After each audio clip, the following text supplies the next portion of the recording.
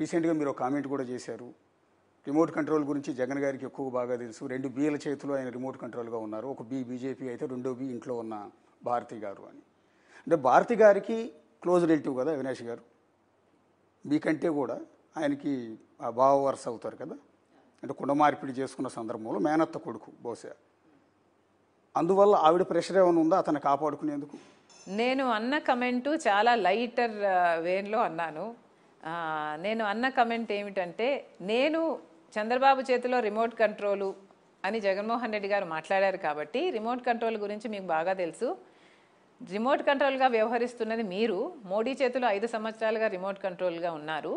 అలాగే మీ భారతీ చేతిలో కూడా మీరు ఉన్నారు అని చెప్పాను. ఎందుకంటే భారతీ ఫ్యామిలీ అవినాష్ రెడ్డి, నీ ఫ్యామిలీ షర్మిలారెడ్డి, సునీతారెడ్డి, నీ ఫ్యామిలీ కంటే కూడా నీకు భారతిరెడ్డి ఫ్యామిలీ ఎక్కువ అయిపోయింది ఈరోజు. సో ఆబ్వియస్లీ ఆ ఇన్ఫ్లుయెన్స్ నీ మీద ఎక్కువ ఉంది అని చెప్పే ప్రయత్నంలో చెప్పడం జరిగింది. అంటే ఒకవేళ ఆవిడ ప్రెషర్ ఉందంటారా అంటున్నాను నేను. ఆవిడ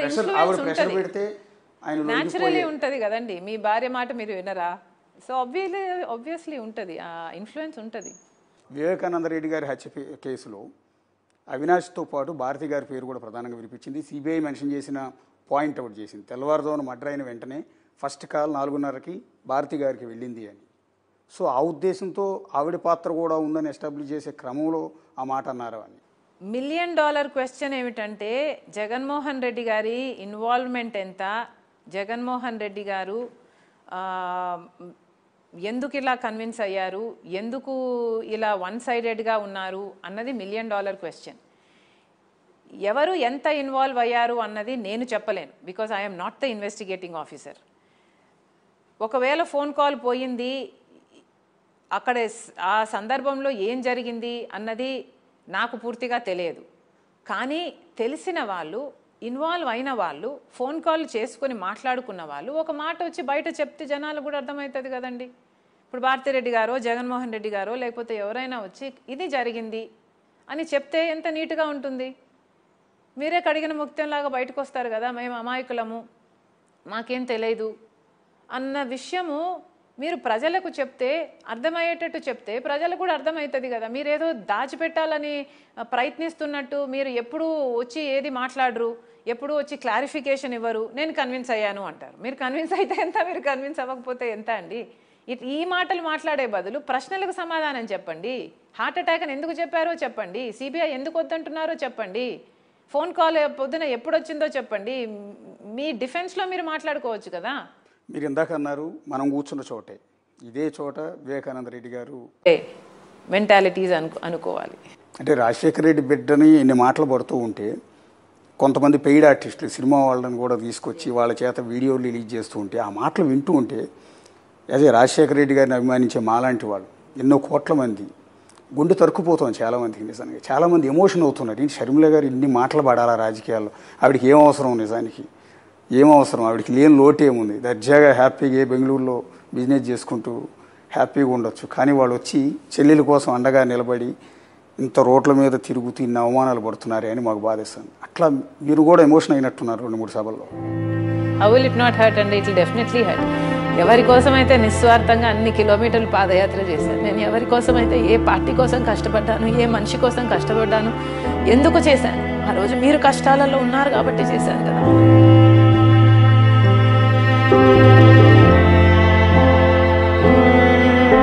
అంతగా కష్టపడి అంత త్యాగం చేస్తే కూడా, నా బిడ్డలను సైతం పక్కన పెట్టి, నా ఇంటిని సైతం పక్కన పెట్టి అంత త్యాగం చేస్తే కూడా మీకు ఈరోజు అదే కాదు, ఏది గుర్తులేదు. అసలు చెల్లెలన్న విషయం కూడా గుర్తులేదండి. It's sad, it's very sad. కానీ ఏ చెల్లెలకి రాకూడని కష్టం కదండి ఇది. ఏ అన్నా కూడా ఇలాంటివి చేయకూడదేమో. బహుశా ఒకవేళ ఆయనకి తెలియకుండా జరిగితే దాన్ని ఇమీడియట్గా కట్ చేయాల్సిన పరిస్థితి కూడా ఉంటుంది కదా. నా చెల్లెలు, నా రక్తం ముంచి పుట్టిన చెల్లెలు, రాజశేఖర రెడ్డి బిడ్డని ఇలా అంటున్నారు ఏంటని ఒక అన్న ఖచ్చితంగా కంట్రోల్ చేయాలి. కంట్రోల్ చేసే పరిస్థితి కూడా ఎక్కడ కనిపించలేదు కదా.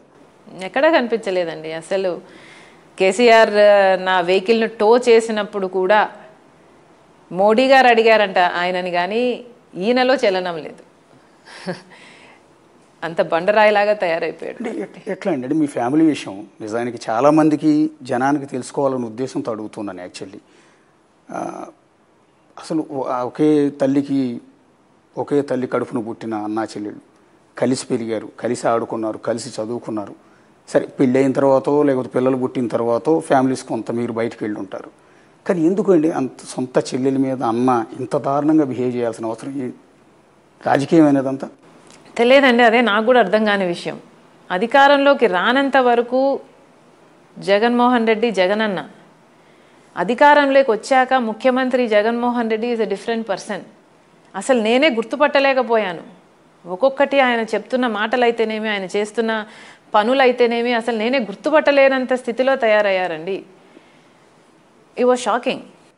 ఎందుకు చెల్లెల్ని దూరం పెట్టారు అని నిన్న ఒక నేషనల్ మీడియాలో ఒక రిపోర్టర్ లేడీ మహిళా యాంకర్ అడిగిన ప్రశ్నకి జగన్ గారు ఇచ్చిన ఆన్సర్ ఏంటంటే, ఒక జనరేషన్ నుంచి ఒక ఫ్యామిలీ నుంచి ఒకరికి మాత్రమే రాజకీయ వారసత్వం ఉండాలి అని.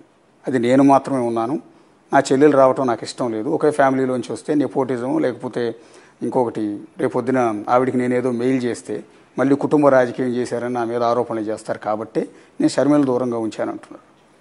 రాజశేఖర్ రెడ్డి గారి తమ్ముడు వివేకానంద రెడ్డి గారు రాజకీయాల్లో లేరా అండి? రాజారెడ్డి గారు రాజకీయాలలో లేరా అండి? ఆ జనరేషన్ అటు పెడితే ఇప్పుడున్న జనరేషన్లో జగన్మోహన్ రెడ్డి గారితో పాటు అవినాష్ రెడ్డి గారు లేరా అండి? వైవి సుబ్బారెడ్డి గారు లేరా అండి? విజయమ్మ గారు లేరా అండి? వైవి సుబ్బారెడ్డి గారి ఏమంటారు చెల్లెలు భర్త లేరా అండి? ఇలా ఎంతమంది లేరండి? బంధువులుగా ఉన్నవారు ఎంతమంది లేరు? లేనిది నేను ఒక్కదాన్ని. బట్ పర్వాలేదు, నేనేమి ఆయనకు ఎప్పుడూ ఇష్టం లేదు నేను రాజకీయాల్లో ఉండాలి అని.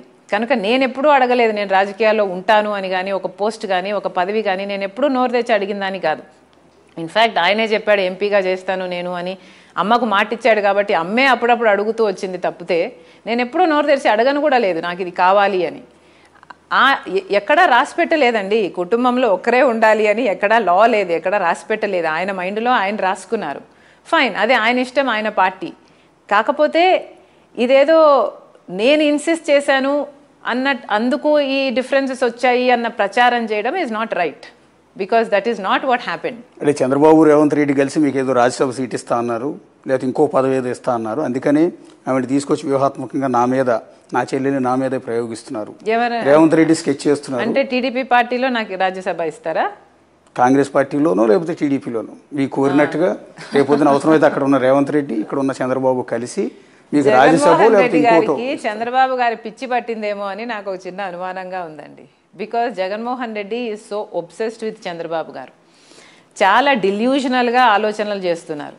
చంద్రబాబు గారు నన్ను కంట్రోల్ చేస్తున్నారట, చంద్రబాబు గారు సునీతను కంట్రోల్ చేస్తున్నారట, న్యాయం కోసం పోరాడుతుంది తనకు కంట్రోల్ చేస్తున్నారు. చంద్రబాబు గారు రేవంత్ రెడ్డి గారిని కూడా కంట్రోల్ చేస్తున్నారట. చంద్రబాబు గారు ఆఖరికి మోడీని కూడా కంట్రోల్ చేస్తున్నాడంట, ఎందుకంటే చంద్రబాబుతో పొత్తు పెట్టుకున్నాడు కాబట్టి. చంద్రబాబు గారికి అంత పవర్ ఉందా అండి?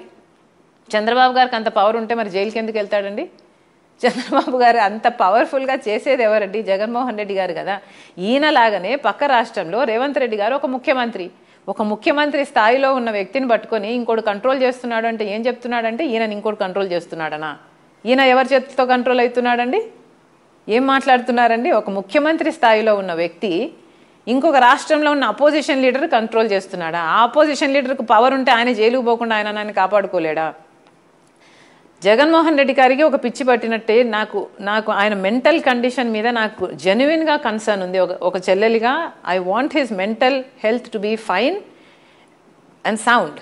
కాబట్టే ఆ రోజు నేను అద్దం చూపించి, అన్నా మీరు కనిపిస్తున్నారా, చంద్రబాబు గారు కనిపిస్తున్నారా, దీంట్లో చెక్ చేసుకోండి అని పంపించడం జరిగింది.